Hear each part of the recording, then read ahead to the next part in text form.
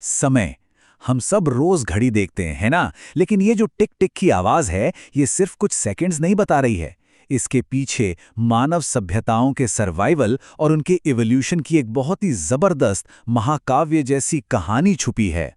आज के इस विश्लेषण में हम समय को मापने के उसी अनकहे इतिहास को डीकोड करने वाले हैं। एक ऐसा सफर जहां इंसानों ने पहली बार ब्रह्मांड की चाल को, चांद तारों के मूवमेंट को गणित के छोटे छोटे हिस्सों में बांधने की कोशिश की थी। अफ्रीका की प्राचीन गुफाओं से लेकर भारत के ऋषियों की उन हैरान कर देने वाली वेदांग ज्योतिष कैलकुलेशंस तक, जो सच में आज के आधुनिक विज्ञान को भी सोचने पर मजबूर कर देती हैं। ये सिर्फ समय देखने का शौक नहीं था, बल्कि दुनिया को बदलने वाली सबसे बड़ी ताकत थी। तो चलिए शुरू करते हैं। ओके, तो चलिए इसमें गहराई से गोता लगाते हैं। आज के हमारे इस डिस्कशन का रोड मैप कुछ ऐसा रहेगा। हम बात करेंगे समय की अहमियत पर, फिर चंद्र सौर अंतर, उसके बाद वेदांग ज्योतिष की कैलकुलेशंस, कोणार्क का स्टोन कैलेंडर, रोमन कैलेंडर की उलझन और अंत में हम देखेंगे समय का निरंतर प्रवाह। भाग 1, समय की अहमियत। आखिर समय को मापना सर्वाइवल का, यानी जीवन मरण का सवाल क्यों था? जरा इस बहुत ही गहरे सवाल पर विचार कीजिए। शुरुआती दौर में जब इंसानों ने बसना शुरू किया, तो बिना किसी कैलेंडर के खेती आखिर मुमकिन कैसे थी? सोचिए, अगर आपको मौसम का कोई सटीक अंदाजा ही ना हो, तो आप बीज कब बोएंगे? अगर मॉनसून आने से बहुत पहले या बहुत बाद में बीज बो दिया, तो पूरी की पूरी फसल बर्बाद हो सकती है। और उस दौर में बिना कैलेंडर के खेती करने का सीधा सा मतलब था भुखमरी। इसीलिए सूरज और मौसम के इस पूरे साइकिल को समझना उस वक्त मानव जाति के लिए सबसे जरूरी काम बन गया था। अब आते हैं भाग 2 पर, चंद्र सौर अंतर। ये प्रकृति की एक ऐसी गणितीय पहेली थी जिसने सबको उलझा कर रख दिया था। अब जो चीज इस स्लाइड में है वो सच में बहुत दिलचस्प है। प्रकृति ने हमारे पूर्वजों के सामने एक बहुत तगड़ा सिरदर्द पैदा कर दिया था। लेफ्ट में देखिए, सूरज का एक साल होता है लगभग 365 दिनों का, और राइट में चांद का एक साल होता है करीब 324 दिनों का। मतलब सीधे सीधे 11 दिन का अंतर। अब सुनिए इसका असर। अगर कोई सभ्यता सिर्फ चांद के हिसाब से अपना कैलेंडर चलाए, तो महज 10 से 15 सालों के अंदर ही उनका कैलेंडर इतना खिसक जाएगा कि गर्मियों में बोई जाने वाली फसल का टाइम सर्दियों में आ जाएगा।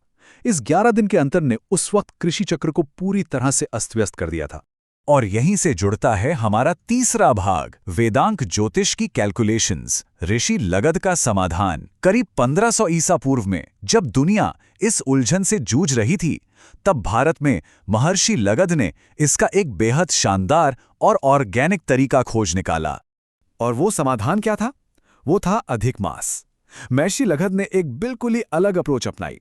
दिन कम या ज्यादा करने की बजाय उन्होंने चंद्र कैलेंडर में सीधे तौर पर एक पूरा का पूरा एक्स्ट्रा फिजिकल महीना ही जोड़ दिया।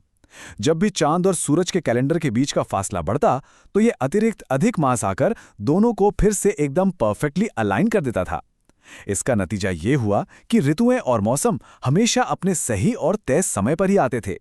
और ध्यान देने वाली बात यह है कि ये कोई अंदाजा नहीं था, बल्कि एक अचूक गणित था। वेदांग ज्योतिष की सटीक गणनाओं ने यह साबित किया कि हर 32.2 महीने, जी हां, एग्जैक्ट 32.2 महीने के बाद ठीक एक अधिक मास जोड़ने से चंद्र और सूर्य का प्राकृतिक चक्र एकदम खूबसूरती से बैलेंस हो जाता है। इस एक मैजिक नंबर ने मौसमों को कैलेंडर से भटकने से हमेशा के लिए रोक दिया। और यह सिस्टम इतना सटीक था कि इसके कारण कैलेंडर में कभी भी जबरदस्ती दिनों को गायब करने की नौबत नहीं आई। और ये स्लाइड बहुत ही ब्रिलियंट तरीके से दर्शाती है कि प्राचीन भारतीय समय इकाइयों या वेदांग ज्योतिष की सोच का दायरा असल में कितना विशाल था। ये लोग सिर्फ सालों और महीनों तक सीमित नहीं थे। एक तरफ वो नक्षत्रों और ग्रहों की मैक्रो लेवल चाल को ट्रैक कर रहे थे, तो दूसरी तरफ उन्होंने समय को एकदम माइक्रो लेवल तक बांट दिया था। जैसे निमेश, यानी बस एक पलक झपकने भर का समय, या फिर त्रुटि, जो आज के नैनो सेकंड्स के बराबर है। इस गहरे ज्ञान ने खगोल विज्ञान को लिटरली एक नई दिशा दी।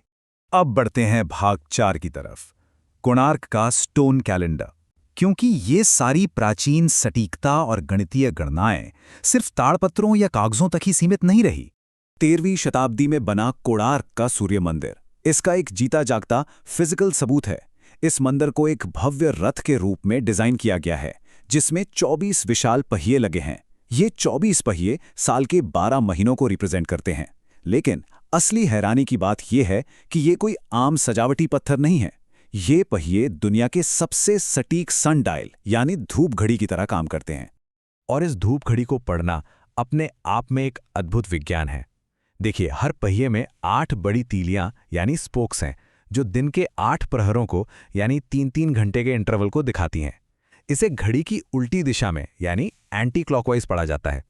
अब अगर आप इन बड़ी तीलियों के बीच मौजूद छोटी छोटी तीलियों पर पड़ने वाली परछाई को ध्यान से देखें, तो आज भी इतने 100 सालों बाद आप दिन का समय 3 मिनट की सटीकता तक बता सकते हैं। प्राचीन इंजीनियरिंग का ये एक बेजोड़ और माइंड ब्लोइंग नमूना है। चलिए अब थोड़ा रुख बदलते हैं। भाग 5, रोमन कैलेंडर की उलझन। जब दुनिया के एक हिस्से में समय को विज्ञान से मापा जा रहा था, तब पश्चिम में रोम की शुरुआती दौर में समय एक राजनीतिक हथियार बन चुका था। स्थिति इतनी हास्यास्पद हो गई थी कि वहां के पुजारी अपनी सत्ता का फायदा उठाकर साल को अपनी मर्जी से छोटा या बड़ा कर देते थे। जैसे कि ये कोड बताता है, अगर सत्ता में बैठा नेता उनका पसंदीदा है तो साल लंबा कर दिया जाता, और अगर विरोधी है तो साल छोटा। इस राजनीतिक छेड़छाड़ का नतीजा ये हुआ कि रोमन कैलेंडर मौसम से पूरी तरह कट गया। सोचिए, एक वक्त ऐसा आ गया कि गर्मियों के त्योहार वसंत ऋतु में मनाए जाने लगे। एकदम फुल कंफ्यूजन। और इस भारी अव्यवस्था को ठीक करने के लिए बहुत ही नाटकीय कदम उठाए गए। जूलियस सीजर को 46 ईसा पूर्व में कैलेंडर को वापस पटरी पर लाने के लिए एक साल को 445 दिनों का करना पड़ा। इतिहास में इसे ईयर ऑफ कन्फ्यूजन कहा जाता है। उन्होंने साल को 365.25 दिन का माना, लेकिन यहीं एक चूक हो गई। हर साल 11 मिनट और 4 सेकंड की गलती। ये छोटी सी चूक सदियों में इतनी बड़ी हो गई कि 1582 आते आते पोप ग्रेगोरी त्रयोदश को कैलेंडर से पूरे के पूरे 10 दिन ही गायब करने पड़े। जी हां, इतिहास में एक ऐसा भी वक्त आया जब लोग रात को सोए और अगली सुबह कैलेंडर में सीधे 10 दिन आगे की तारीख थी। तो हम आते हैं अपने आखिरी सेक्शन भाग 6 पर, समय का निरंतर प्रवाह।